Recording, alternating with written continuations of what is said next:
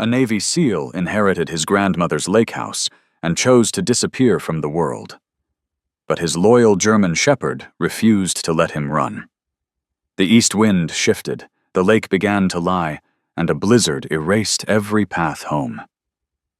In the whiteout, the lost had only one thing left to follow: the light on the island. He didn't come to save anyone, but destiny pulled him out of the dark. Miracles don't roar. Sometimes they are a light switched on and a man who chooses to stay. Where are you watching from? Like and subscribe to help us reach 1,000 followers. Every follow gives us strength to create more powerful stories. Now, let's begin. The letter arrived in a plain white envelope that looked too small to carry anything heavy. Adrian Cross turned it over once in his hands, thumb catching the ridge of the seal, and felt that old, practiced patience he'd learned overseas when you couldn't rush what was already on its way to you. The return address belonged to a law office he didn't recognize. The paper smelled faintly of toner and rain, as if it had traveled through weather before it reached him. He opened it at the kitchen counter of a rental that never warmed up, no matter how high he turned the heat. The words were clean and official. The meaning was not. Margaret Hale had died months ago, and she had left him her property, an old cabin on a small granite island in a northern lake. Adrian read the page twice, not because he didn't understand, but because his mind refused to let the sentence settle. He hadn't spoken to Margaret in years, not out of hatred, not even out of distance in miles, just life. The kind that grinds days into dust until you look up and realize you've been absent from your own story. The second page listed coordinates and a county name he had to search to pronounce. The third page described the transfer, the key, the dock access, and the fixture that came with the cabin and exterior light tower, repaired and maintained as per the decedent's long-standing preference. Preference. He almost laughed. Margaret Hale didn't have preferences. She had rules. Behind him, nails clicked softly on the floorboards. Ranger had gotten up without a sound. The German shepherd moved like he was still working quiet feet, measured weight, attention held forward. 6 years old, built lean and strong under a thick sable coat that shifted between cream, gray, and black depending on the light. His muzzle was darker, his eyes amber and steady, and his ears tilted as if the air itself had spoken. He wore a black harness with a deep red trim that looked almost warm against his fur, functional, not decorative, with a handle on top that fit Adrian's grip like it had been designed for his hand alone. Ranger sat beside Adrian and looked up once, then back at the letter. Not curiosity. Assessment. Adrian's jaw tightened. Clean-shaven, always. The razor was one of the few habits he'd kept because it made him feel like he was still choosing something.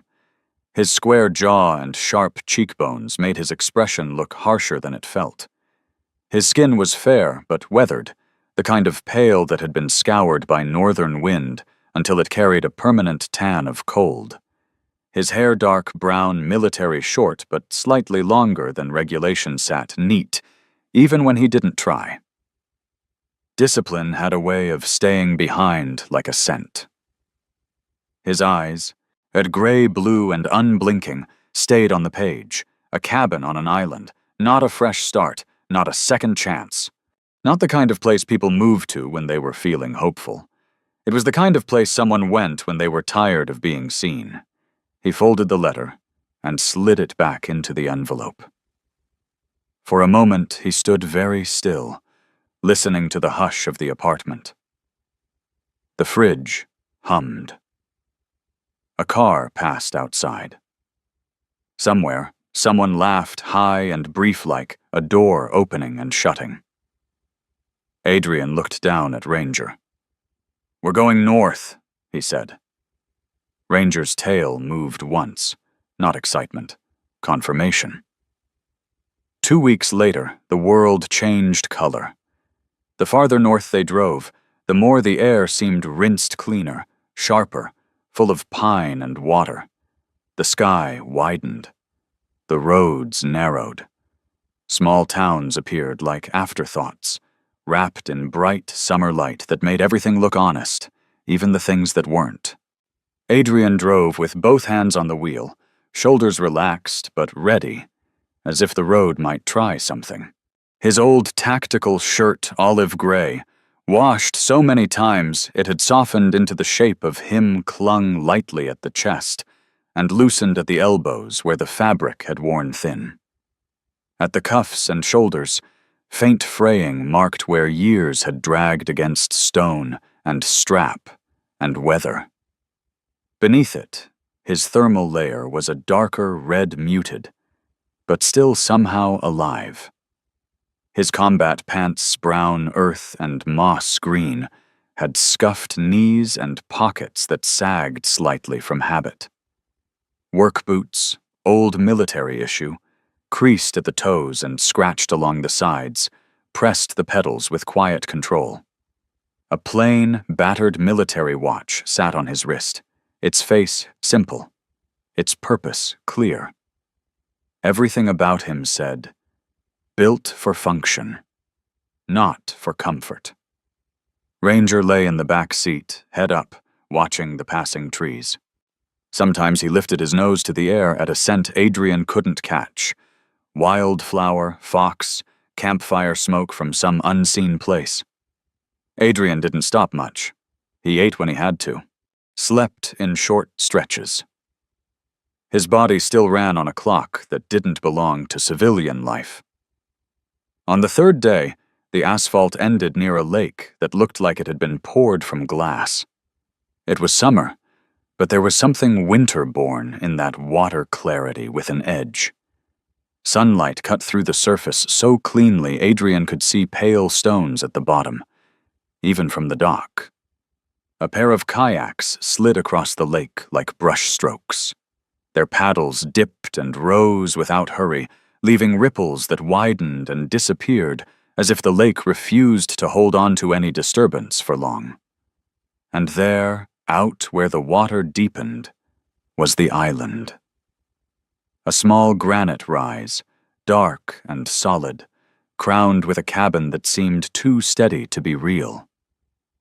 The house sat like it belonged. Logs darkened with age, roof pitched for snow, windows catching sun. A simple light tower rose near the roofline metal, practical, not romantic.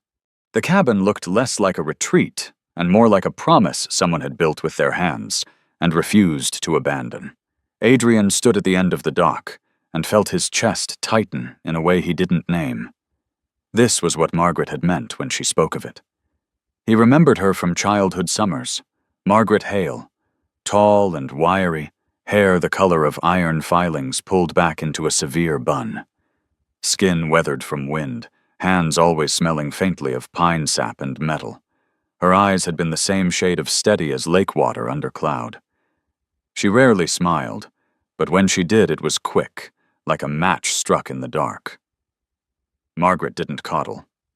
She watched. And when she spoke, it was usually a warning disguised as casual advice. "Don't trust the lake just because it's pretty," she'd said once, kneeling beside him on this same dock, and her voice calm, as if she was teaching him to tie a knot. Pretty things are the ones that get you careless. Adrian had rolled his eyes then, a child offended by the idea that danger could hide in beauty. Now, he understood. A man at the marina office handed him a key and a set of printed instructions. Adrian didn't linger for conversation. He gave his name, signed what needed signing, and carried his duffel-worn, quiet, heavy with a life he didn't talk about, toward a small motorboat tied at the dock. Ranger waited. Not panting, not fidgeting. Just there, muscles easy, eyes working. Adrian started the engine and guided the boat into the water. The motor's low growl vibrated through the hull, The dock receded behind them, and the shore-green trees, sunlit stones began to slide away. The lake opened. The air smelled like cold water and warm sun at the same time, an impossible blend that made Adrian feel briefly like the world could hold two truths without breaking. Halfway to the island, the engine noise faded into something softer in his head, and his thoughts slid into that place he didn't like to visit. He saw a flash of desert light. A pressure wave. The split second where everything made sense, then didn't. He tightened his grip on the tiller until his knuckles whitened. Ranger stood, paws planted wide for balance, and pressed his shoulder lightly against Adrian's thigh. Not needy, not affectionate. Anchoring. Adrian let out a slow breath he hadn't realized he'd been holding. "Yeah," he muttered. "I'm here." The island grew larger. Details sharpened dock planks, a narrow path up through short pines, the cabin's front steps. Adrian eased the boat in. The hull kissed the dock with a soft thud. He killed the engine and stepped onto the wood. The planks were sun-warmed and slightly damp at the edges. The lake lapped beneath, quiet as a held secret. Ranger jumped up after him, then stopped. His body went rigid, ears lifted high, tail still. Not tucked, not wagging. He stared toward the eastern tree line where the island's pines thickened, their needles dark against the bright sky. Adrian followed his gaze. Nothing moved. No footprints. No birds startling, no branches shaking, just a wall of green and shadow. And yet Ranger held himself like a sentry who had just heard a sound over the radio that no one else could hear. Adrian's skin prickled along his arms. He had seen Ranger walk calm through chaos that broke men. He had watched this dog track a threat without noise, without drama, like a professional reading a map in the dark. Ranger didn't do imagination. Adrian swallowed. "Easy," he said, voice low. Ranger didn't look back. He kept listening. A faint click came from above. Adrian froze. His eyes lifted to the light tower mounted near the cabin roofline. It was daytime, a bright, open, safe-looking day. The tower should have been silent, but the metal housing made a small mechanical sound, like a relay switching. Then, impossibly, the light blinked once. Not a full beam. Not a steady glow. Just a single pulse.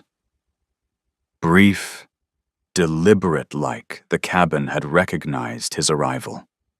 Adrian stared up, heart giving one hard beat that felt too loud for the quiet air. He told himself it was a loose wire, a solar sensor, an old system catching the sun at the wrong angle. He told himself lots of things. Ranger's ears remained locked east. Adrian looked from the tree line to the blinking tower and felt a cold understanding slide in beneath the summer warmth. This place wasn't asleep. It had been waiting.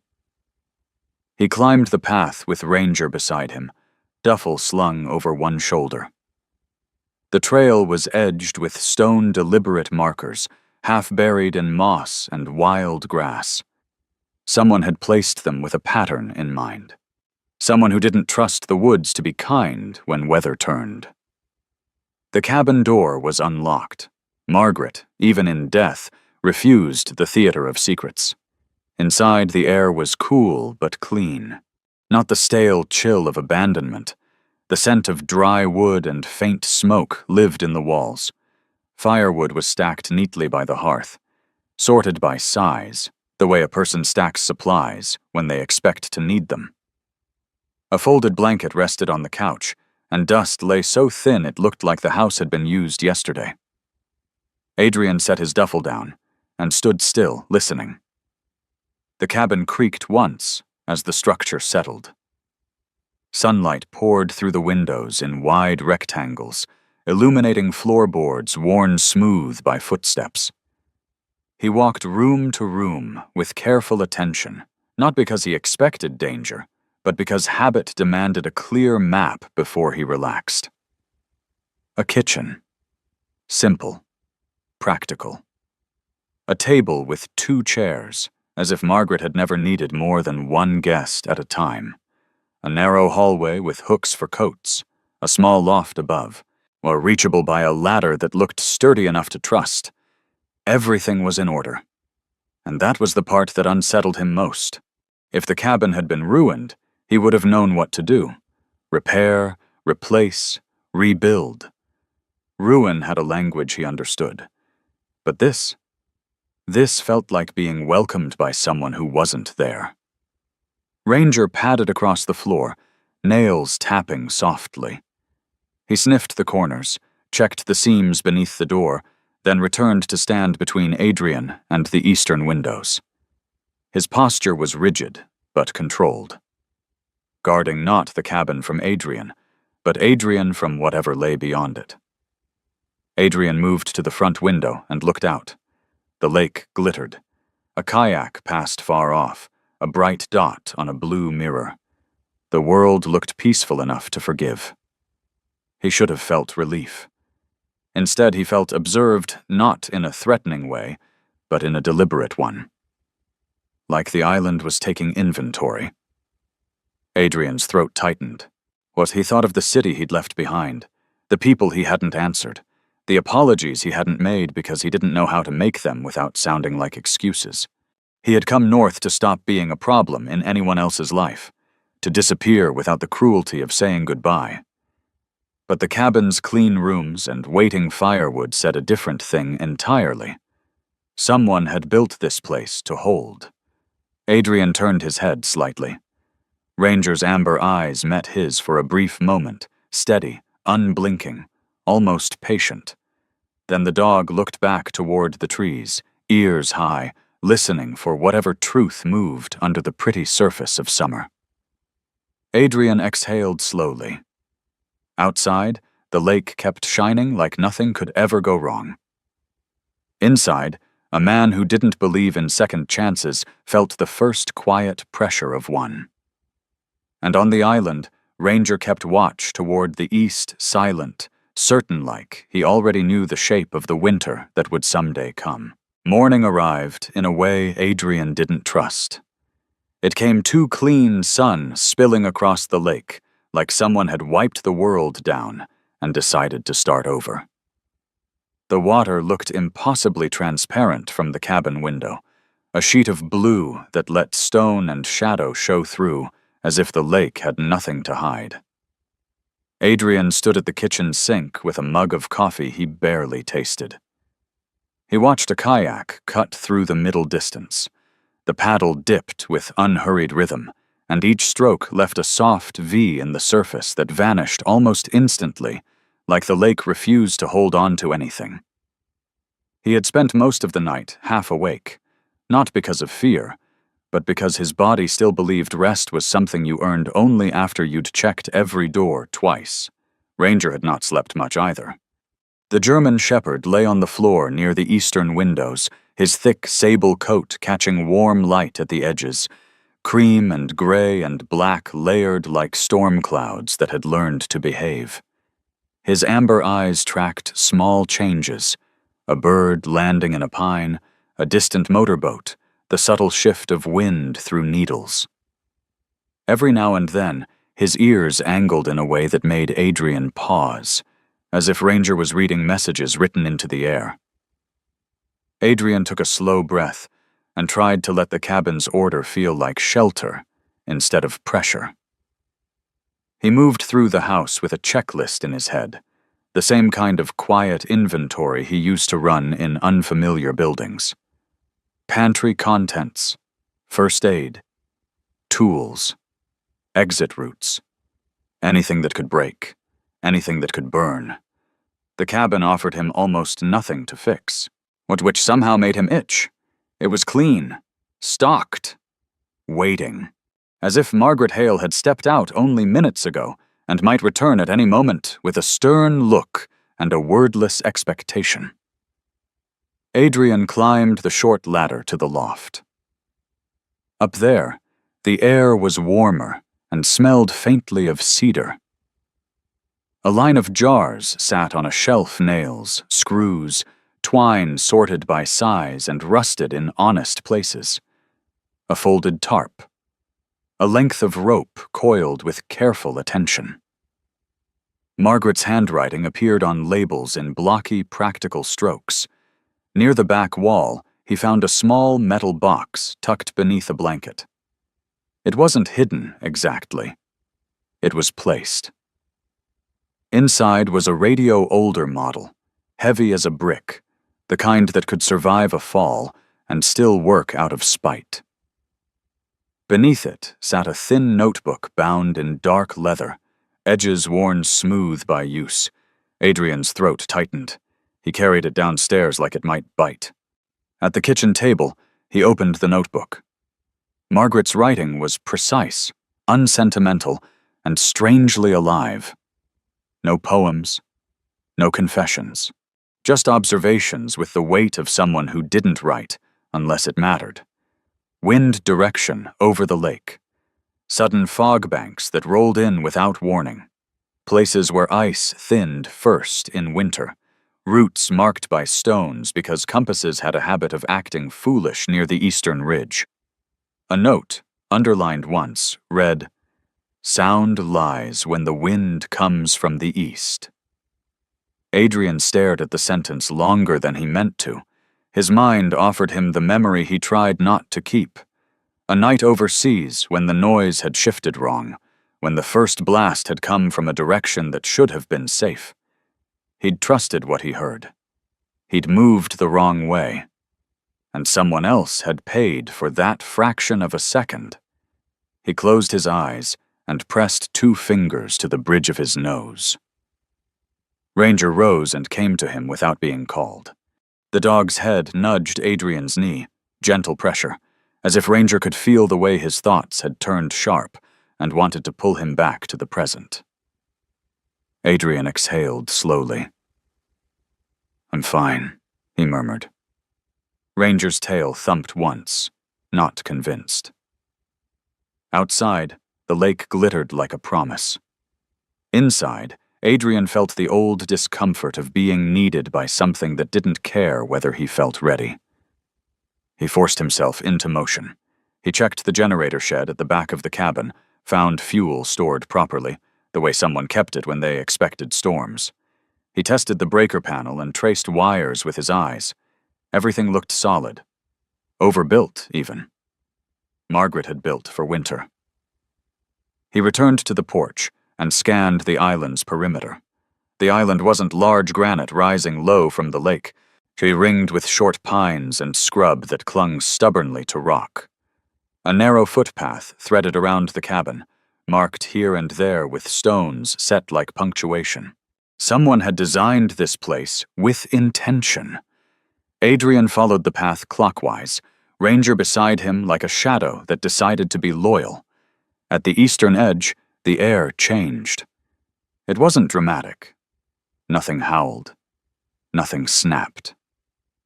But the wind slid across the island with a different texture cooler. Thinner, carrying a faint scent Adrian couldn't place. Not rot, not smoke. Something mineral, like wet stone pulled from deep water. Ranger slowed. His posture shifted ears forward, body angled slightly between Adrian and the tree line. Not fear. Focus. Adrian's hand moved automatically to the handle on Ranger's harness, not gripping, just ready. The ground here looked normal, a light dusting of pine needles, sparse grass, rock that felt firm underfoot.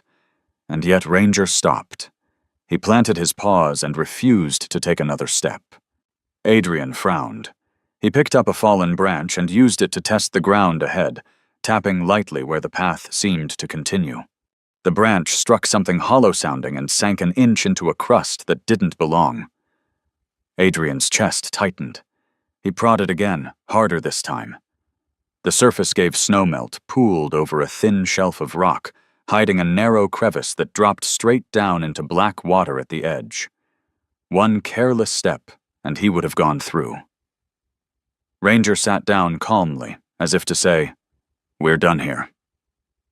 Adrian let out a breath that turned into a short, humorless laugh. "Okay," he muttered. "You noticed first." Ranger's ears flicked, but he didn't look smug. He just waited. Adrian backed away slowly and followed the path back toward the cabin, unease threading through him like a thin wire. Margaret's notebook felt heavier in his mind now. This place wasn't just pretty, it was precise. It punished mistakes. And someone Margaret had chosen to live here anyway. By midday, the sun warmed the cabin's front steps. Adrian ate, standing up, a protein bar he didn't want, then forced himself to take the boat back toward shore to buy supplies he couldn't ignore. Fresh food, extra fuel, medical basics. The marina sat in a pocket of trees, small and functional, smelling of gasoline and lakeweed. A few locals moved quietly, their faces sun-browned, their conversations low. Adrian didn't blend in the way he'd hoped. Even in civilian clothes, he carried himself like someone who'd learned to move with purpose. His clean-shaven face and calm gray-blue eyes made people glance twice, as if trying to place him in a memory. Ranger drew looks two-part admiration, part caution. A working dog's posture had a gravity that made people step around him without being asked. At the small supply counter, a man in his early 30s looked up from a clipboard. He was lean, was weather-hardened, with sandy blonde hair cut short, and a face carved by sun and wind rather than age. His eyes were sharp and practical. A radio sat clipped to his belt, and his green ranger jacket had faded slightly at the shoulders from years of wear. Deputy Ranger Cole Mercer. Adrian recognized him from the name on the paperwork. Mercer's gaze flicked to the key ring in Adrian's hand, then to Ranger. Something in his expression softened, not into friendliness exactly, but into recognition. "You're Margaret Hale's grandson," Mercer said. His voice was steady, not loud, the tone of someone who'd learned not to waste words on the lake. Adrian nodded once. "Adrian." Mercer's eyes traveled past Adrian toward the lake, as if the island was visible even from here. "Didn't think anyone would take that place on," he said, almost to himself. "Wasn't much choice," Adrian replied. Mercer snorted lightly, the hint of humor you get from people who've seen too much weather. That island gives everyone a choice. They just don't always know it yet." Adrian didn't answer. He bought supplies, paid in cash, avoided small talk. Mercer watched him do it all, as if measuring the distance Adrian kept between himself and everyone else. When Adrian stepped outside, Mercer followed. The sunlight on the dock was bright enough to make the lake glare. A family loaded a canoe. 2 teenagers argued about fishing lures. The world looked harmless. Mercer stopped at the edge of the planks. "You should know," he said. "Margaret kept that light tower working on purpose. She didn't do things out of habit. She did them because they mattered." Adrian held the boat rope and kept his gaze on the water. "It's summer," he said. "Nobody needs a light tower in summer." Mercer's mouth tightened. "People get careless in summer," he replied. "They think clear water means safe water." Adrian felt the words land like a stone in his chest because they sounded too much like a lesson he'd learned the hard way. Mercer continued, quieter. "We don't put that cabin on public maps. Too many folks would treat it like a vacation spot and turn it into a problem. But locals know. When weather turns, they look for that light. When fog rolls in and sound goes sideways, they remember the island." Adrian's grip on the rope tightened. "I'm not running a shelter," he said. Mercer didn't argue. He just studied Adrian's face with the calm persistence of someone who had waited out many storms.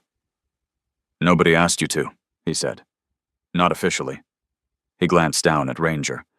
The dog stood still, watching Mercer with amber-eyed focus. Mercer's expression changed again, briefly, like a door cracking open. That dog, working line? Adrian nodded. He's retired, but he doesn't know it. Mercer let out a quiet breath that might have been a laugh. Yeah, he said. I've met that type. Adrian didn't smile, but something eased in his shoulders. Mercer stepped back. Just keep the light in mind, he said. Margaret did. Adrian climbed into the boat without responding. Ranger jumped in after him, settled at the bow, eyes forward. As Adrian guided the boat across the lake, the island rose again dark granite under bright sky. The cabin looked steady, waiting in the sunlight like it had never known doubt. Adrian's mind kept circling Mercer's words. People look for that light. He reached the dock and began unloading supplies. He was halfway up the path when Ranger stopped again. Not east this time. He turned toward the cabin and sat, staring at the front steps. Adrian frowned. What is it? Ranger didn't move. A moment later, Adrian heard it too, a soft, rhythmic sound from inside. Not mechanical. Not wind. A faint tapping, like knuckles on wood. Adrian froze. No one should have been there. He set the box of supplies down carefully, every muscle tightening into quiet readiness. The old instinct returned. Scan, listen, locate, control your breath. Ranger's ears were forward, his body still but coiled. The tapping came again. 3 slow knocks, then nothing. Adrian took a step toward the door, heart steady in the way it always got when fear became focus. He reached for the handle. The door was locked. He knew it was locked because he had locked it. Adrian stared at the latch as if it might explain itself. Ranger let out a single low huff, not a growl, more like a warning meant only for Adrian. Adrian swallowed once, then slid the key into the lock. He turned it slowly. The door opened to cool air and silence. No footsteps. No shifting shadows. No sign of anyone. Just the clean cabin, sunlit floorboards, and the smell of wood. Adrian stepped inside, Ranger close at his heel. The tapping did not return. On the kitchen table, where Adrian had left Margaret's notebook open earlier, a page had been turned. Adrian knew it had been turned because the notebook now lay open to a different entry one he hadn't read yet. The paper looked slightly lifted, as if moved by a hand rather than a breeze. At the top of the page, in Margaret's blunt, steady handwriting, was a line that made Adrian's stomach drop. If the dog won't cross, don't make him. The lake collects pride. Adrian stared at the sentence until the words blurred. He hadn't told anyone about the eastern edge. Mercer didn't know what Ranger had done. Nobody had been here to see it. And yet the notebook was open to the warning that matched the moment exactly, like Margaret had anticipated this day, this arrival, this exact, stubborn man, and the dog who knew better. Adrian's throat tightened. For the first time since he'd stepped onto the island, he felt something that wasn't just unease. He felt watched over, not by a threat, by a presence with an opinion.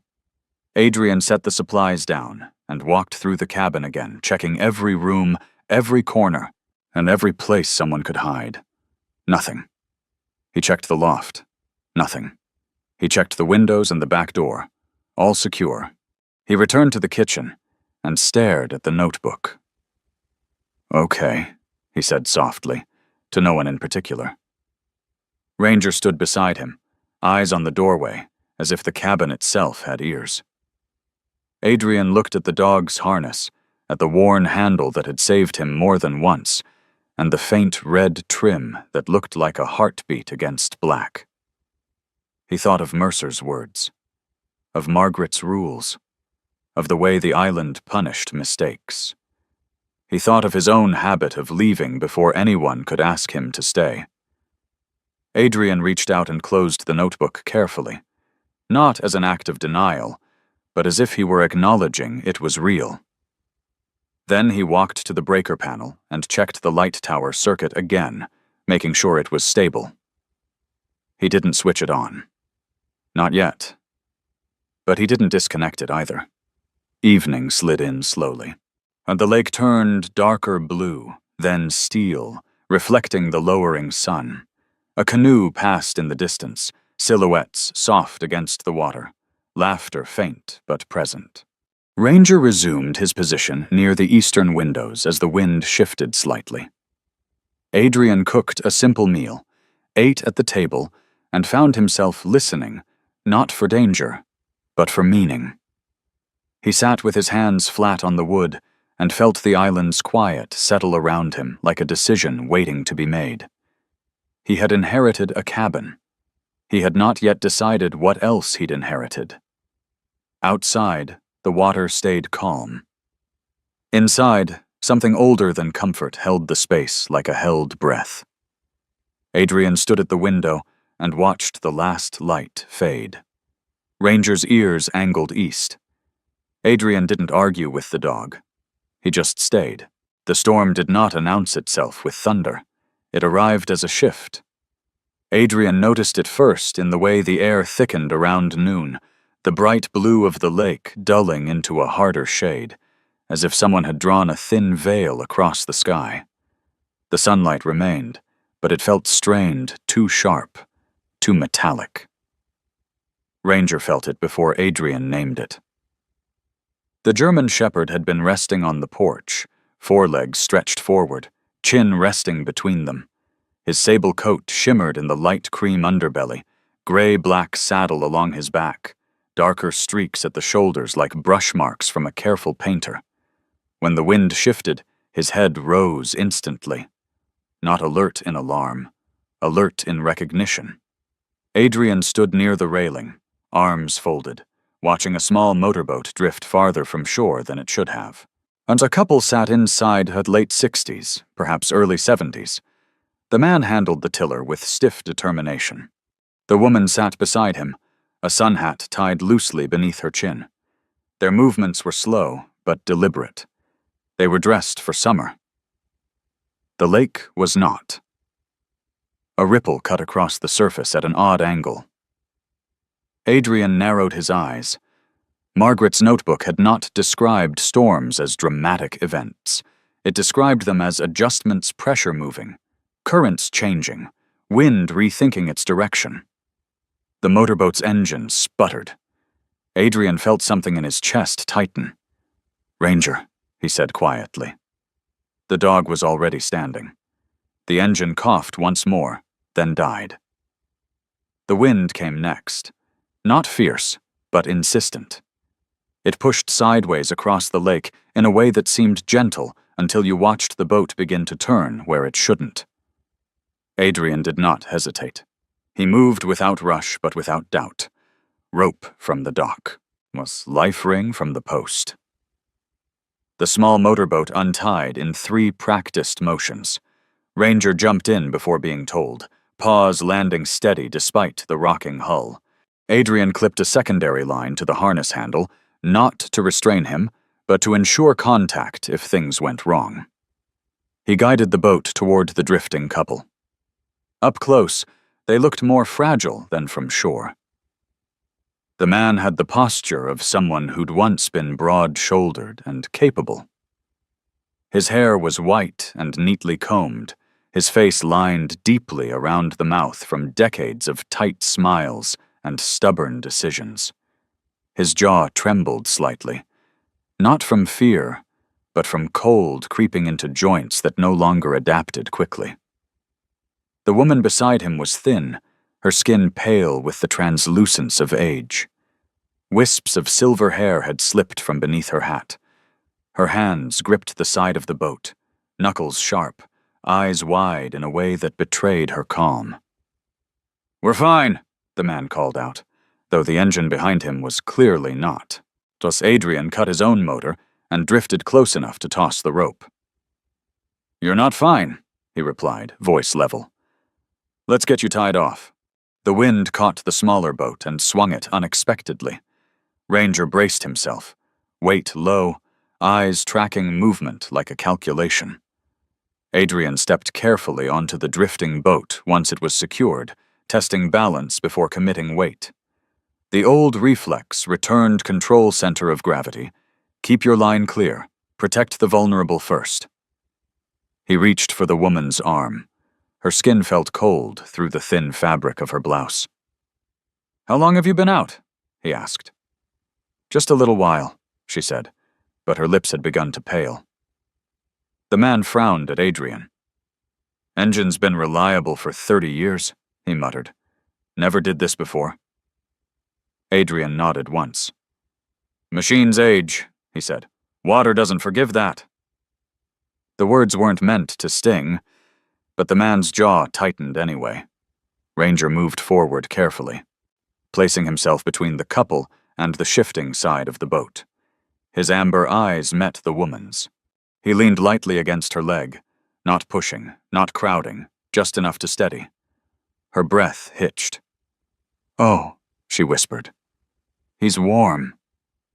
Adrian glanced at Ranger and felt a flicker of something that wasn't tactical. He secured the rope and guided both boats back toward the island. The wind pressed harder now, not violent but directional, nudging them toward the eastern side of the lake. Adrian adjusted instinctively, steering against it. The dock came into view like a held breath finally released. He helped the couple step onto solid wood. The woman's knees buckled slightly. Ranger shifted position again, offering balance without being asked. Inside the cabin, the air felt warmer than it had an hour ago. Adrian moved efficiently, blanket from the couch, kettle on the stove, dry towels laid out. He guided them to the table, sat them down. The woman's name was Helen Carter, no relation to him, she clarified quickly, with a faint, embarrassed smile. Her husband was Thomas Carter, retired machinist from a town 20 miles south. Thomas had the hands of someone who'd spent a lifetime building things' thick fingers, nails permanently ridged. He carried himself with pride, the kind that resisted help until it was already needed. "I told her the lake was calm," Thomas said quietly, staring at his hands. It looked calm. Helen reached over and placed her thin hand over his. "It was," she said softly. "Until it wasn't." Adrian poured warm water into mugs, added a pinch of salt the way he'd learned to ease shock. He kept his voice even. "Storm fronts move fast here," he said. "They don't always look like storms." Thomas nodded once, but his eyes drifted toward the window, toward the water.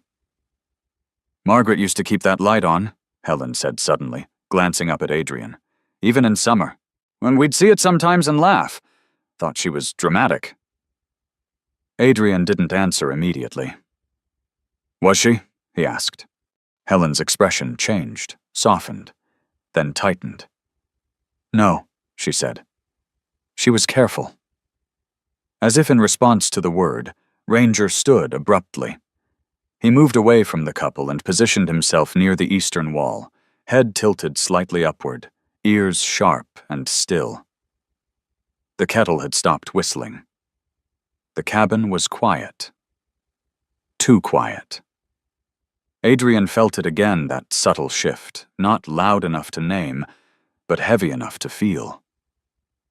Outside the window, the water near the eastern ridge had darkened, not from shadow, but from movement beneath the surface. A long, slow ripple traveled against the wind's direction, cutting the lake in a line that didn't belong. Thomas noticed it too. "That's not right," he muttered. Adrian stepped closer to the glass. For a moment, a fraction of a moment, he thought he saw something break the surface beyond the ridge. Not an object, not debris. A current. A narrow path of disturbance moving where no boat had passed. Then it was gone. Ranger let out a low breath. Not a growl, not fear, just acknowledgement. Adrian felt his heartbeat steady rather than spike. This wasn't chaos. It was information. The lake was speaking in the only language it had, and Margaret had learned to listen. The ripple faded, the wind eased slightly. Adrian turned back to the Carters. "You'll stay here until it settles," he said. Not a question. Thomas opened his mouth to protest, then closed it again. His shoulders lowered just enough to betray the relief he didn't want to admit.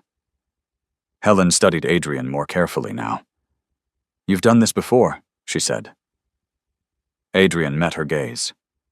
"Something like it." She didn't press.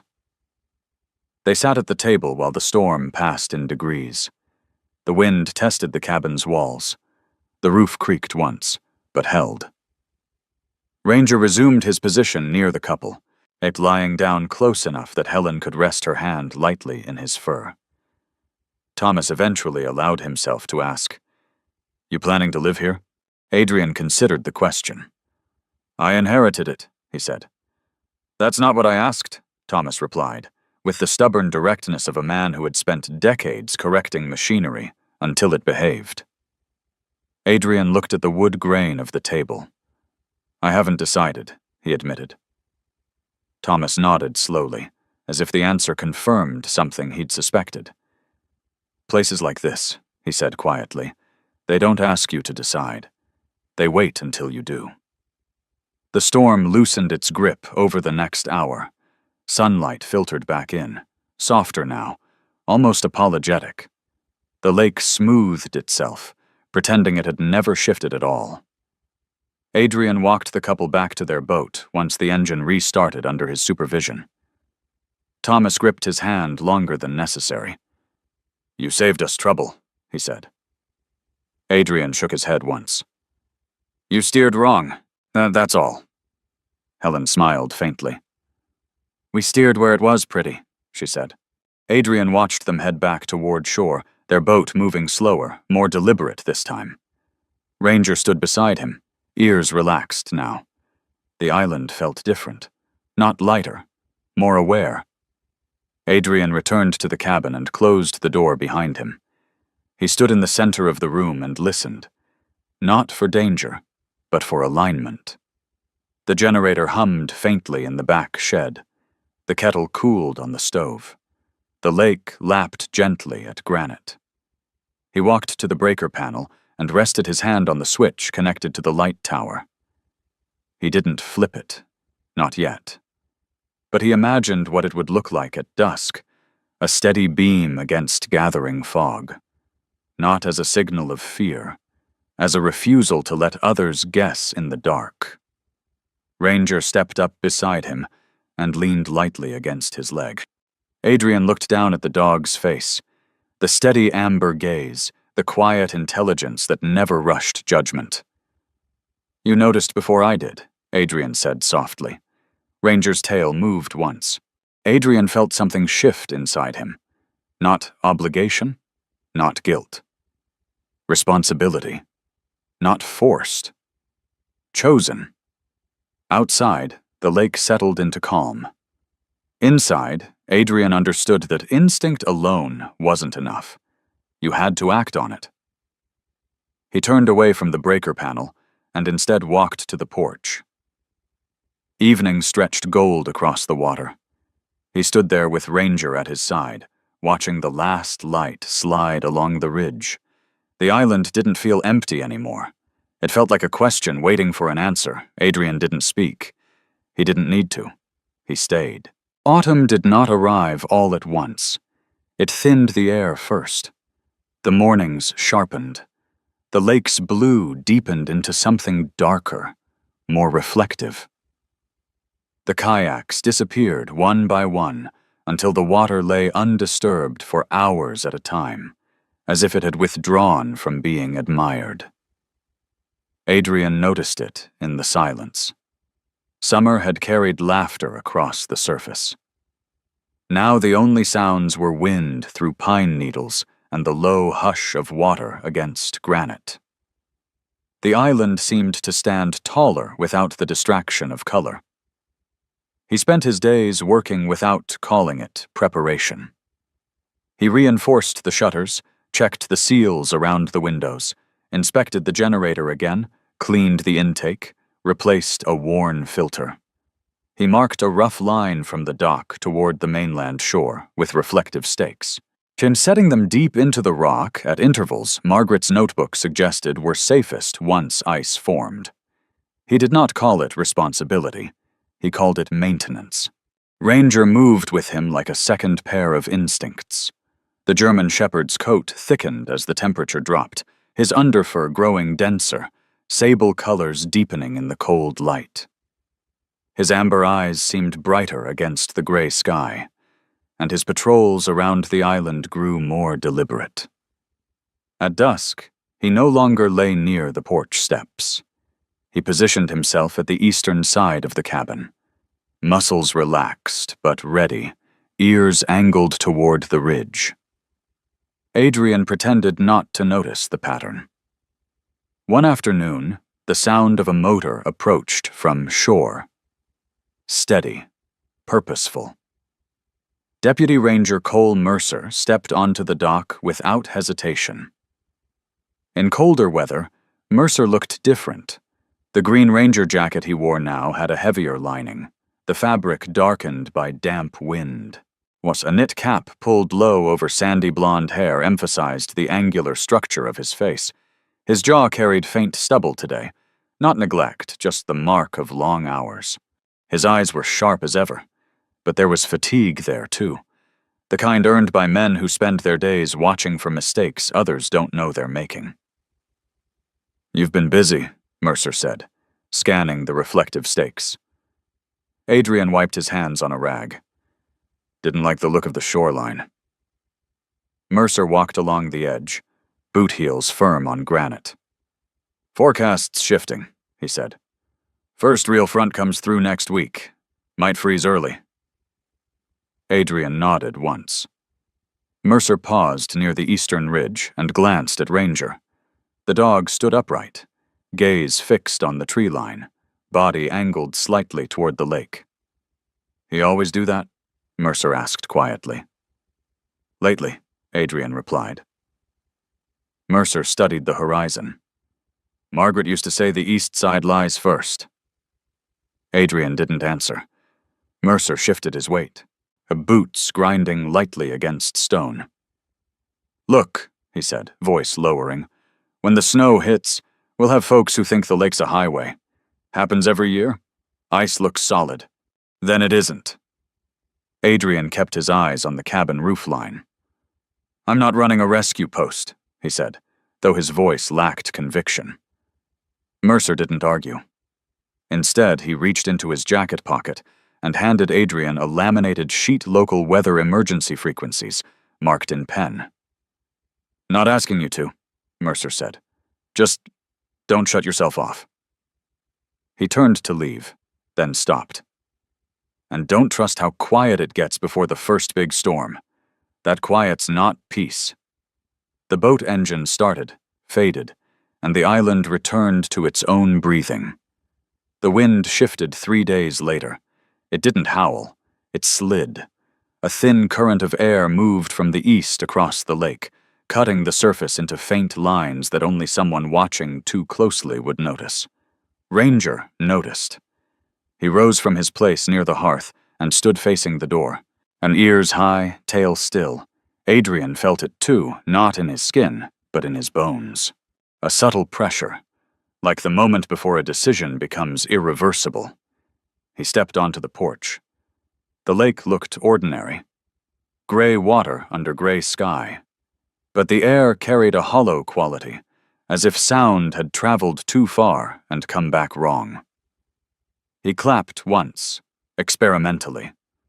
The echo returned late, distorted, as though the trees had debated where to send it. Adrian's jaw tightened. Margaret's words surfaced without invitation. Sound lies when the wind comes from the east. He didn't like how easily memory overlaid the present. He went back inside and checked the radio Mercer had given him. Static hissed. Then a clipped voice from Shore Weather Advisory, Pressure drop. Early freeze warning. Adrian shut it off. The cabin felt smaller now, not confined. Focused. Near dusk, Ranger did something he had never done before. He walked to the breaker panel and sat directly beneath it.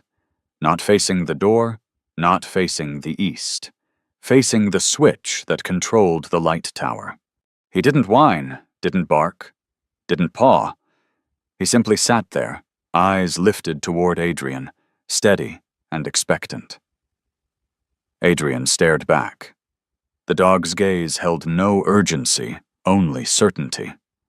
Outside, the wind pressed against the walls with a quiet insistence. For a long moment, Adrian did nothing. Then he stepped forward and rested his hand on the switch. He did not flip it. Not yet. But he felt the weight of the decision in a way that surprised him. Ranger held his position until Adrian's hand dropped away. Only then did he move. Night fell early. The temperature dropped sharply enough that the lake's surface developed a thin, deceptive sheen near the shallows. Ice formed in fragile patches that looked solid from a distance and lethal up close. Adrian stood at the window long after dark, watching the line where the eastern ridge blurred into shadow. And he thought of the mission he didn't talk about, the one where he'd trusted a sound that came from the wrong direction, the one where he'd moved a team into a corridor that should have been clear. He saw again the split second of confusion, the blast, the silence after. Responsibility had weight. It had edges. He had left the service because he could no longer tell whether his instincts protected or endangered the people beside him. Now the island was asking him to trust them again. A sharp knock sounded on the door. Adrian's body reacted before thought caught up. He moved quickly, controlled, hand instinctively reaching for a weapon he no longer carried. Ranger was already at the threshold, posture tall, not aggressive alert. Adrian opened the door. A woman stood on the porch, wind cutting her dark hair across her face. She was in her early 40s, tall and spare, built with the kind of strength that came from endurance rather than gym hours. And her coat was practical gray blue, weathered at the cuffs. A canvas medical bag hung from her shoulder. Her eyes were a muted green, steady even in cold light. "Elena Ward," she said. Her voice was low, controlled. "Mercer said I might find you here." Adrian stepped aside. Elena entered without hesitation, scanning the room in a single sweep the way someone trained to assess spaces does. Her gaze paused briefly on Ranger. "That's a working dog," she observed. "He was," Adrian replied. Elena's mouth twitched slightly. "They don't stop." She removed her gloves and set the medical bag on the table. "I used to run search and rescue on this lake," she said, "back when Margaret still climbed those stairs faster than anyone half her age." Adrian studied her more carefully now. There were faint lines at the corners of her eyes, not from age, but from squinting into wind and snow. A small scar traced along her left forearm, old and clean. She moved with the quiet efficiency of someone who had held pressure on wounds and counted breaths in the dark. "Used to?" Adrian asked. Elena's gaze shifted toward the window. "Lost someone," she said simply. "Storm moved faster than we did." The words sat between them without decoration. "I heard about the Carters," she continued. "You handled it right." Adrian felt the familiar resistance rise in his chest. "It was nothing," he said. Elena's eyes sharpened. "It's never nothing," she replied. Ranger stepped closer to her, sniffed once at the hem of her coat, then sat. Elena lowered a hand, letting him inspect her fingers. "You smell things before they happen, don't you?" she murmured. Ranger blinked slowly. Elena straightened. "The first real winter storm won't wait for your comfort," she said. "If you're staying here, you need a plan, not pride." Adrian didn't respond immediately. The wind struck the side of the cabin with a harder push. He looked at the breaker panel again, then at the light tower outside, barely visible against the darkening sky.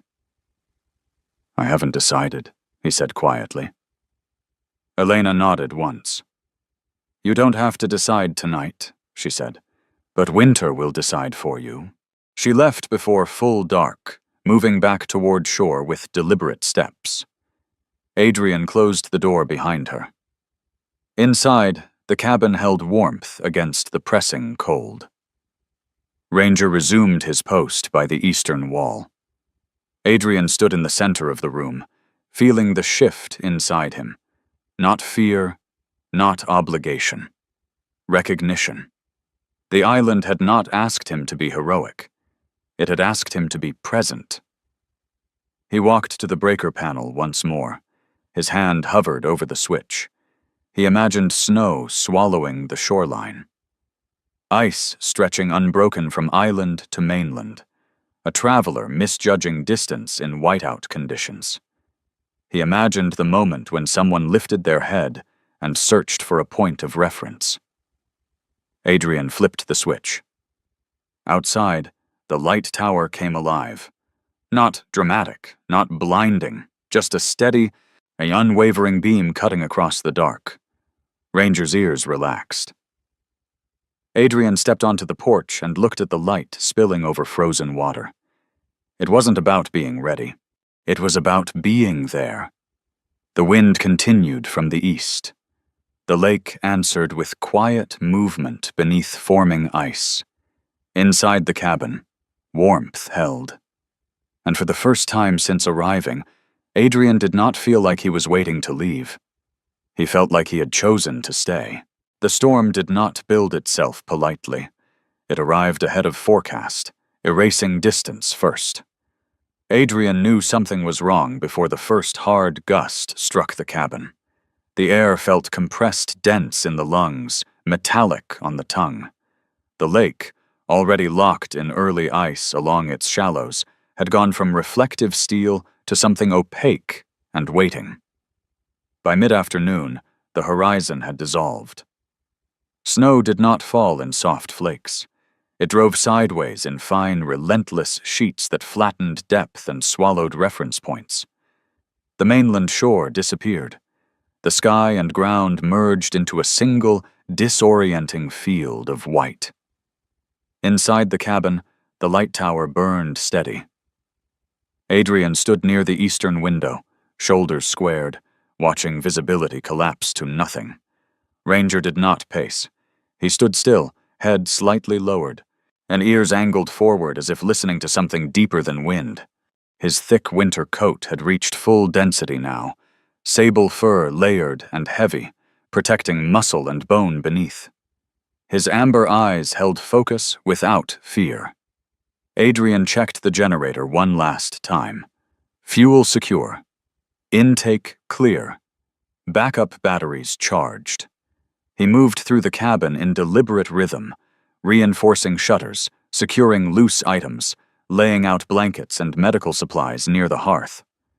A pot of soup simmered low on the stove not for comfort, but for calories. The radio crackled. Static first. Then a clipped voice he recognized, Cole Mercer. "Adrian, you copy?" Adrian lifted the handset. "Copy." Wind howled across the frequency, distorting the edges of Mercer's voice. "3 overdue," Mercer said. "College kids, snowmobiling North Ridge. Signal lost 30 minutes ago." Adrian's jaw tightened. "Last ping?" he asked. "East quadrant," Mercer replied. "Close to your markers." Adrian's eyes flicked toward Ranger. The dog was already facing the door. "Understood," Adrian said. He didn't say yes. He didn't say no. He set the radio down and reached for his coat. The tactical combat shirt clung warm beneath layers, worn olive fabric creasing at the shoulders. The red thermal layer beneath caught the light briefly as he pulled on a heavier outer shell. Combat pants tucked into scuffed work boots. Military watch tightened at his wrist. Every motion felt familiar, not as a soldier this time, but as someone choosing to step into weather instead of hiding from it. He clipped a safety line to Ranger's harness. The black strap with its dark red trim stood out against the white that seeped through every crack in the window. Ranger didn't resist. He braced. Adrian opened the door. The wind struck like a living thing sharp, biting, intent on pushing him back inside. A snow burned his exposed skin and stole breath mid-inhale. For a split second, the world narrowed to instinct. Then Ranger moved. Not blindly. Not rushing. He angled left, paws finding grip where Adrian's boots slid. He kept tension on the line without jerking it, guiding rather than pulling. Adrian followed. They moved along the reflective stakes Adrian had set weeks earlier. Even now, half buried in snow, the faint glint of each marker caught what little light remained. Beyond the last stake, the world became guesswork. Adrian lowered his center of gravity and let Ranger dictate pace. He trusted the dog's nose over his own eyes. 10 minutes into the whiteout, Ranger stopped abruptly. Adrian nearly collided with him. The dog's posture shifted. Not panic, not confusion, but a focused forward lean. His ears flattened slightly against the wind, and his head angled downward toward what looked like nothing more than a drift. Adrian squinted through the snow. He heard it then. Not a shout. Not a scream. A thin, ragged exhale that didn't belong to the wind. Ranger lunged forward and began digging, measured, urgent strokes of his paws flinging powder aside. A gloved hand emerged from the snow. Still. Adrian's chest constricted. He dropped to his knees, clearing snow with both hands. A young man lay beneath the drift, face pale against the storm. His helmet had rolled aside, snow crusted into his dark hair. He couldn't have been older than 21. His lips were tinged blue. Adrian checked his airway, then pulse-weak, but present. "Stay with me," Adrian muttered, though he didn't know if the kid could hear. Ranger shifted position immediately, lowering his body against the young man's side, transferring heat without crowding. Adrian wrapped the boy in his own outer layer and clipped the line tighter. 1 down, 2 to find. They pressed forward, and visibility fluctuated between 3 feet and nothing. Ranger veered right suddenly, circling. Adrian followed the tension on the line. He found the second student kneeling beside a snowmobile half buried in drift. A young woman, mid-20s, dark hair escaping from beneath her helmet, cheeks raw with windburn. Her eyes were wide, pupils blown with panic. "I can't see," she kept repeating. "I can't see." Her voice trembled not from cold alone, but from the kind of fear that fractures direction. Adrian crouched in front of her. "You don't need to see," he said evenly. "You need to follow." She stared at him, at his clean-shaven jaw set against the storm, at the calm in his gray-blue eyes that refused to rush her. "I'm Adrian," he said. "That's Ranger. You're not alone." The words cut through her spiraling breath just enough to anchor it. He secured her to the line behind him. 2. The third took longer. The storm intensified, wind shifting angles unpredictably. Adrian felt the old edge of doubt creep in, the whisper that asked if he had misjudged direction again. Ranger stopped once more, lifted his head high, and gave a single sharp bark into the wind. Adrian froze. He heard it faintly metal against ice. A snowmobile tipped sideways against a ridge. Behind it, partially shielded, a third student lay slumped. A young woman, barely out of college, light brown hair frozen against her collar, face ashen, her breathing shallow and uneven. Ranger lay immediately against her legs, his body blocking wind. Adrian worked quickly checking responsiveness, clearing ice from her face. Her eyelids fluttered. "I'm tired," she whispered. "I know," Adrian replied, voice steady. "But we're moving." He secured her to the line as well, creating a slow chain back toward the island. Each step back was a negotiation with the storm. Adrian's injured shoulder burned beneath layers, and his knee protested in sharp pulses of pain he ignored. Snow packed into the folds of his pants, boots slipping once before catching. Ranger maintained a diagonal lead, adjusting course instinctively when wind threatened to push them toward thinner ice. At the edge of the reflective stakes, Adrian nearly stumbled. For a fraction of a second, his mind replayed that corridor overseas, the moment he'd moved left when he should have moved right. His grip tightened. "Not this time," he muttered under his breath. The light tower's beam cut faintly through the snow ahead, a steady line in chaos. The cabin door appeared like a wall rising from white. Inside, warmth felt almost violent after the cold. Adrian shut the door against the storm and moved into practiced sequence. Wet layers stripped carefully. Blankets layered gradually, no sudden heat against frozen skin. Warm fluids in small sips, monitoring breath. The first young man coughed weakly. The second student's panic eased once Ranger settled near her feet, his steady presence grounding her breath. The third girl's color returned in uneven patches across her cheeks. The cabin filled with bodies and visible breath. Mercer's voice came over the radio again, strained, relieved when Adrian confirmed all three accounted for. "Hold them there," Mercer said. "Roads are impassable tonight." Adrian set the radio down. The storm outside roared like something offended. Inside, the light from the hearth and the tower outside held steady. The young woman who had panicked earlier, her name was Mia, she told him in fragments, watched Ranger with wonder. "He didn't leave," she whispered, fingers curling into his thick fur. "No," Adrian said quietly. "He doesn't." The third girl, Hannah, sat wrapped in a blanket, eyes wide but present. "I thought," she began, then stopped. "What?" Adrian asked gently. "I thought I was going to disappear," she said. Adrian looked at the steady beam cutting through the storm beyond the window. "You didn't," he said. Hours later, the storm's fury dulled. Bodies crowded the cabin 3 students, Adrian, Ranger. Soup passed from hand to hand. Silence shared without awkwardness. No one spoke of how close it had come. They didn't need to. Adrian stepped onto the porch once before midnight. Snow still fell, softer now. The lake lay invisible beneath it, but the light tower carved a path across what could not be seen. Ranger joined him, pressing lightly against his leg. Adrian rested his hand briefly on the dog's head.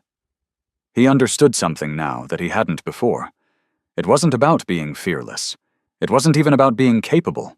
It was about standing where someone might look when they had nowhere else to turn. Behind him, 3 young voices breathed steadily. Ahead of him, winter pressed against granite and glass. The light stayed on. And for the first time since he'd left the service, Adrian did not feel like a man who had failed to choose. He felt like someone who had answered. Morning after a storm is never loud. It arrives carefully, as if testing whether anything survived the night. Adrian stepped onto the porch just after dawn. The world had been reshaped. Snow lay in sculpted drifts along the granite, smooth and untouched, except for the faint depressions where wind had clawed and retreated. The lake was no longer visible as water. It had hardened into a wide, white plain, broken only by the thin, steady beam of the light tower that still cut across it like a line drawn by intent. Behind him, inside the cabin, 3 young voices breathed in unison. Sleeping now, color returned. lives intact. Ranger stood at Adrian's side, shoulder brushing his thigh, amber eyes scanning the horizon in small, precise movements. His coat was dusted with frost that glittered faintly in the pale light. He looked less like a pet than a sentinel carved from winter itself. Adrian inhaled deeply. The air burned clean in his lungs. For a moment, there was no past. No echo of corridors. No weight of decisions gone wrong. There was only this island, this cabin, this quiet. Then the low hum of a snowmobile reached him from shore. Deputy Ranger Cole Mercer arrived first, his machine cutting a careful line along the marked path Adrian had set weeks ago. Mercer moved differently after a storm, more alert, more assessing. He killed the engine and removed his helmet, revealing wind-reddened skin and sandy blonde hair flattened by static and cold. "You got them all," Mercer said, not as a question. Adrian nodded once. Mercer's jaw tightened briefly, not in tension, but in relief he refused to dramatize. "Parents are on their way," he added. Within the hour, more engines followed. A second snowmobile appeared, driven by a broad-shouldered man in his late 40s. He dismounted before the engine fully died. Mark Ellison. His face bore the imprint of sleeplessness, dark crescents under his eyes, stubble shadowing his jaw. His build suggested a life spent working with his hand-solid forearms, shoulders shaped by lifting more than ambition. But beneath that strength was something frayed. Behind him rode a woman with a posture that defied exhaustion. Laura Ellison stepped off the machine slowly, tall and slender, her dark brown hair braided tightly to keep it from her face. Her skin was pale from worry rather than cold, and her eyes, hazel, rimmed red, searched the cabin door before anything else. She did not ask where her daughter was. She simply moved. Adrian opened the door before she reached it. Inside, Hannah was awake now, sitting upright under a blanket, cheeks flushed from warmth. When she saw her mother, the stiffness in her shoulders dissolved all at once. Laura crossed the room in 3 strides and wrapped her daughter without hesitation. And not gently, completely. Mark followed more slowly. He stopped just inside the threshold, eyes scanning the space before settling on Adrian. "You're him," Mark said quietly. Adrian didn't ask what that meant. "I'm Adrian," he replied. Mark nodded once. "Thank you," he said. The words were simple, but his voice carried the weight of a man who had imagined burying his child under snow. Mia's parents arrived next, quieter, more contained. Her father, Daniel Reyes, was shorter than Mark, but compact with controlled intensity. His dark hair was flecked with early gray at the temples. He shook Adrian's hand with both of his, grip firm but not crushing.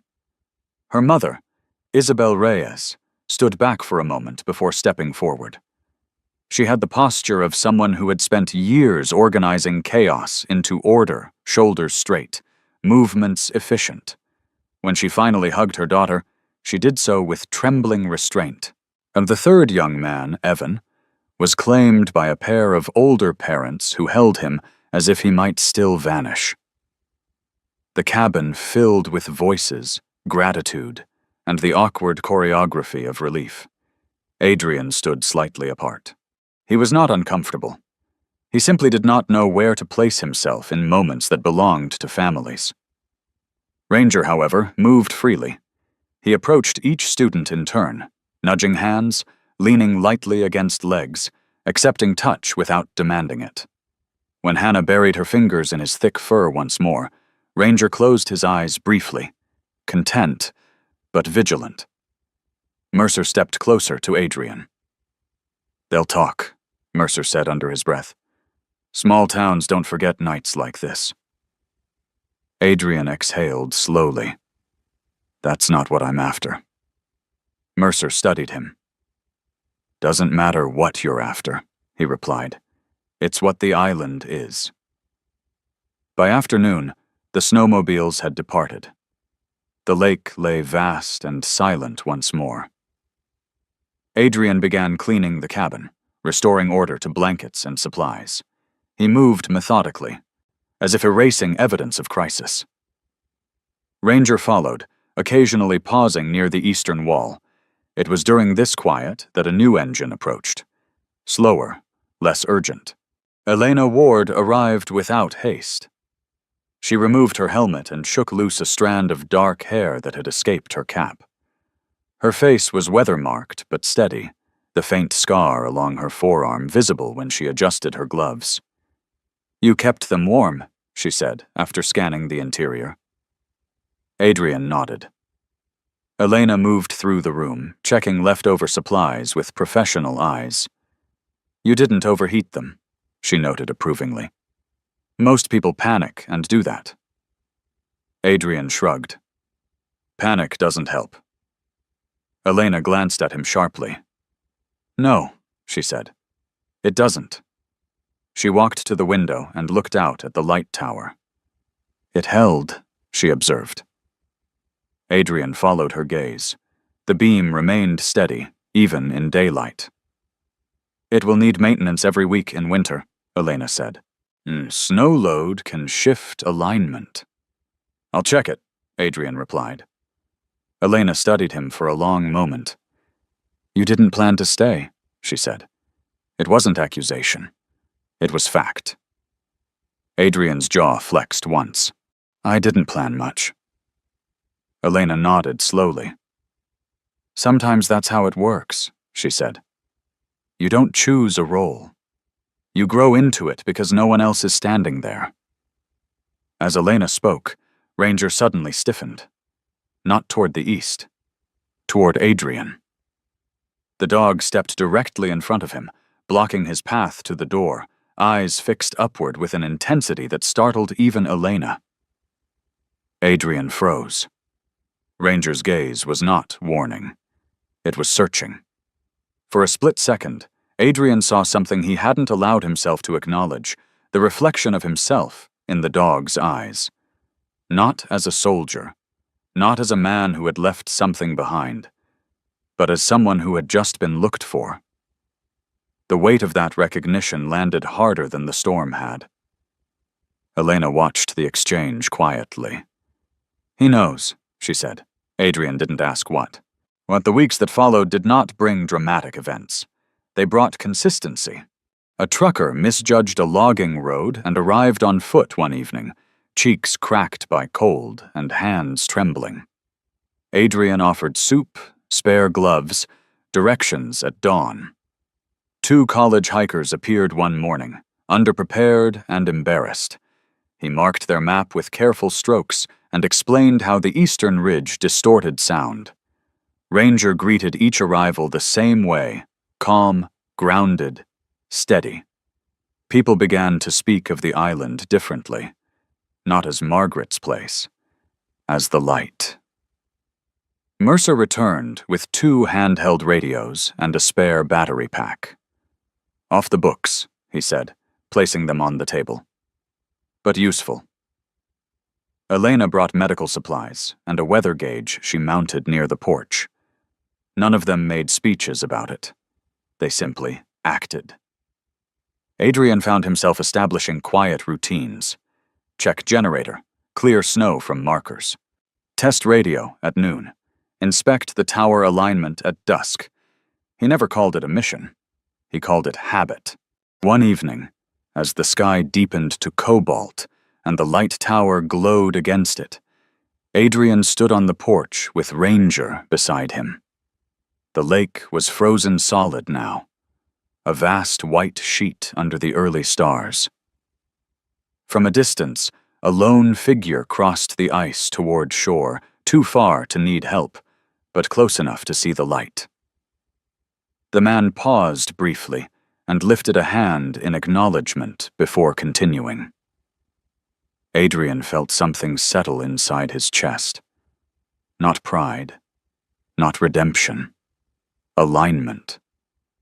Ranger leaned into his leg once more. Adrian rested his hand on the dog's head, fingers pressing into thick winter fur. "I didn't ask for this," he said quietly. Ranger's tail thumped once against the porch boards. Adrian watched the beam of light cut across ice and snow. He understood now that inheritance was not about property. It was about position. What Margaret had stood here for 30 winters. He was standing here now. Not because he had been ordered, not because he had to prove anything, but because someone might need a point to aim for when everything else disappeared. The wind moved gently from the east, no longer a threat, simply part of the pattern. Inside the cabin, warmth held steady. Outside, the light remained unwavering. Adrian did not announce a decision. He didn't need to. He checked the radios, restocked the woodpile, and adjusted the markers along the ice. The island did not demand gratitude. It demanded presence, and he gave it. Winter did not end with a single warm day. It loosened its grip gradually. The wind softened first, then the sun lingered longer at the edge of the horizon, pressing gold into the frozen lake until faint fractures began to appear along its surface. The ice did not shatter dramatically. It sighed and separated in long, patient seams. Adrian stood on the porch one early morning and watched the first visible line of melt trace across the white expanse. The air no longer bit as sharply in his lungs. It carried the scent of wet stone and thawing pine instead of pure cold. Behind him, the cabin felt different, not quieter, settled. Ranger stood beside him, thicker winter coat now shedding in small tufts along his flanks. The German shepherd's muscles rolled beneath sable fur as he stretched, front paws extended, a back arching slightly before he shook once, scattering frost from his ruff. His amber eyes remained sharp. They always would. But the tension that had defined the deepest winter weeks had eased. Adrian exhaled slowly. He had measured winter in routine's fuel checks, snow clearing, radio tests, tower inspections. Now the rhythm shifted without asking his permission. The radio crackled mid-morning. Cole Mercer's voice came through steady, calmer than during the storms. "Lake's breaking up fast," Mercer reported. "Couple of late-season ice fishermen still out there. We're calling them in." "Copy," Adrian replied. He set the handset down and glanced at Ranger. The dog's ears flicked at the faint static, then returned to their neutral watch. Adrian moved instinctively to the eastern side of the island and scanned the thinning ice. He could see open patches, now dark water, re-emerging in irregular shapes. Deceptively beautiful against white. Spring made the lake more dangerous before it made it gentle. He did not need Margaret's notebook to tell him that. By afternoon, a small aluminum boat approached from shore instead of a snowmobile. A man stood at the bow, tall, lean, and younger than Mercer by a few years. His dark hair was pulled back loosely, windblown rather than styled. His face carried the sharpness of someone who had grown up around lakes and weather rather than city grids. He tied off without ceremony. "Name's Caleb Ward," he said once his boots hit the dock. His voice held a quiet steadiness that mirrored Elena's.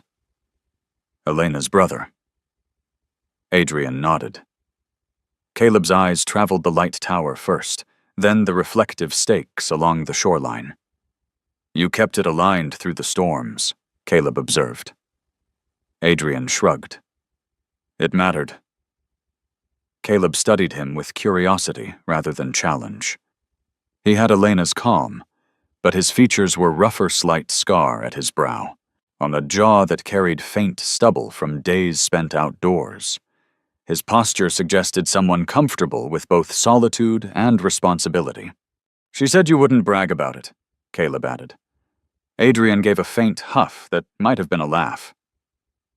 Caleb stepped inside briefly. warming his hands near the stove. "Town's talking," he said. "Not in a spectacle way, just differently." Adrian leaned against the counter, arms folded. "I didn't build this," he replied.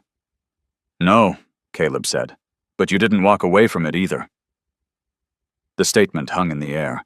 Ranger approached Caleb slowly, sniffed once at his Coat Lake water, pine sap, machine oil, and then accepted him. Caleb crouched to scratch behind Ranger's ear. "He's the real watchman, isn't he?" he murmured. Adrian didn't correct him. Later that evening, as thaw water dripped steadily from the cabin roof, Ranger did something subtle but profound. He left his usual post near the eastern wall.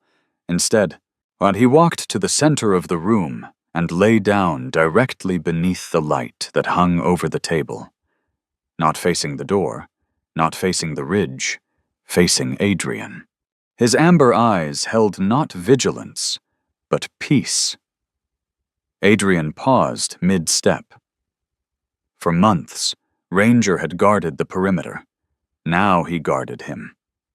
The shift was small, but it felt final. The days that followed carried a different kind of work. Adrian removed the reflective stakes one by one as the ice retreated.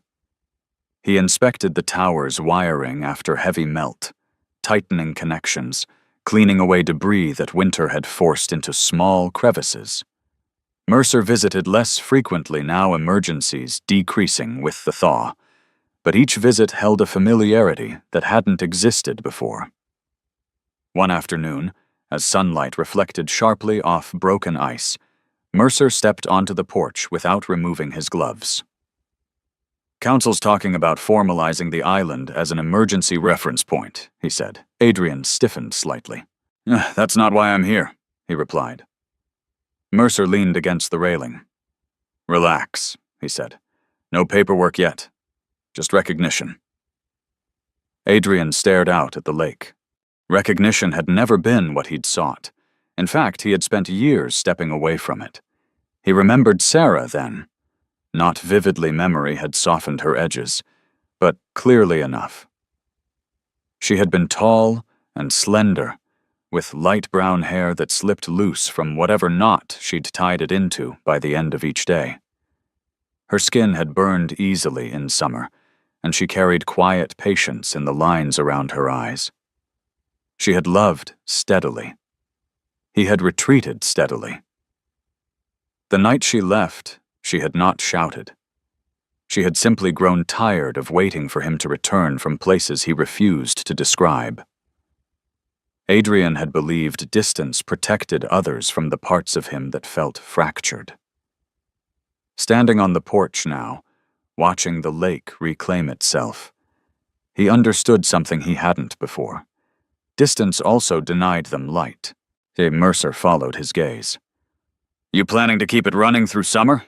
he asked. Adrian looked at the tower. The beam was no longer cutting through snow, but it still shone steady at dusk, a habit now rather than an emergency measure. "Yes," Adrian said finally. Mercer nodded once. "Good." He left without further comment. Spring advanced. The first canoe of the season slid across open water one bright morning. A young couple paddled cautiously, glancing toward the island as if verifying something sacred. Adrian raised a hand in acknowledgement. They waved back. Ranger watched them without tension. Later that week, a middle-aged woman arrived alone in a small rowboat. She introduced herself as June Hollis. She was tall, lean, with dark blonde hair threaded with early gray, braided low against her collar. Her eyes held a depth that came from endurance rather than age. "I worked search and rescue here years ago," she said quietly. "I heard the light was back." Adrian gestured toward the porch. "It never left," he replied. June studied him carefully. "You stayed," she said. Not as praise, but as confirmation. Adrian nodded.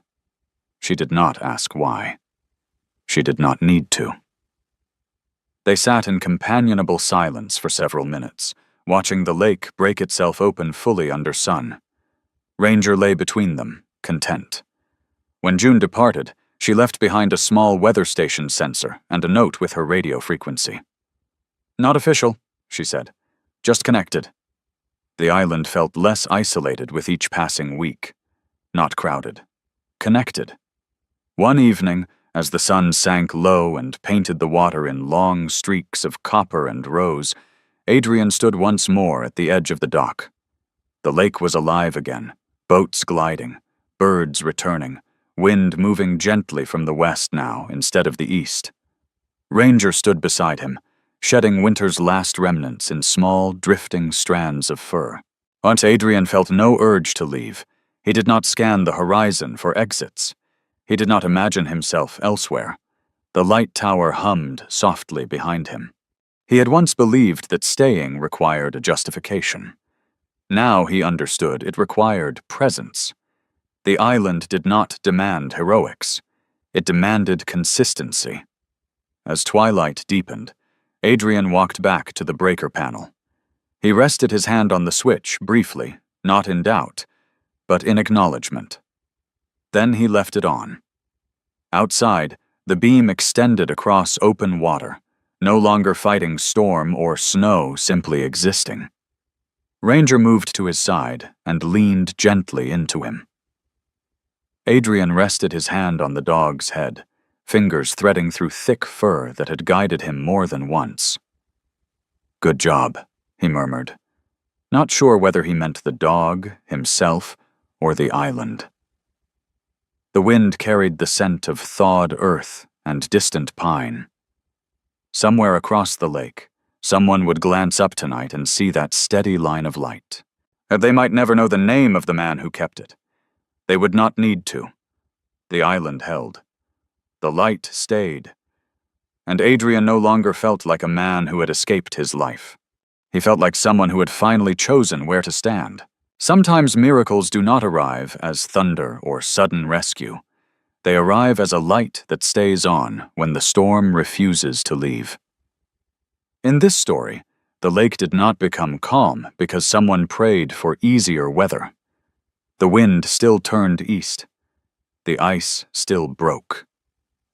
The danger was real. What changed was this. Someone chose to stand where others might look when they were lost. That is often how God moves in our lives. Not always through dramatic signs, but through quiet conviction, through a steady hand on a switch, through a loyal companion who senses what we cannot, through the courage to remain present when walking away would feel safer. In our daily lives, we face storms that do not look like snow or ice. They look like doubt, like grief, like silence, like responsibilities we never asked for. What we wait for the fear to disappear before we act. But sometimes faith is not the absence of fear. It is the decision to keep the light on anyway. Maybe you are in a season where the wind feels like it is coming from the wrong direction. Maybe you are waiting for clarity before you step forward. This story is a reminder that purpose is often found not in escape, but in presence. Not in perfection, but in consistency. Not in applause, but in obedience to the quiet calling placed in your heart. If this story spoke to you, share it with someone who might need a light right now. Leave a comment and tell us what has helped you stay steady during your hardest season. And if you believe that stories like this matter, consider subscribing to the channel so we can continue keeping the light on together. May God guide your steps when the path disappears. May He strengthen your heart when the wind turns against you. And may you always find or become the light someone else is praying for.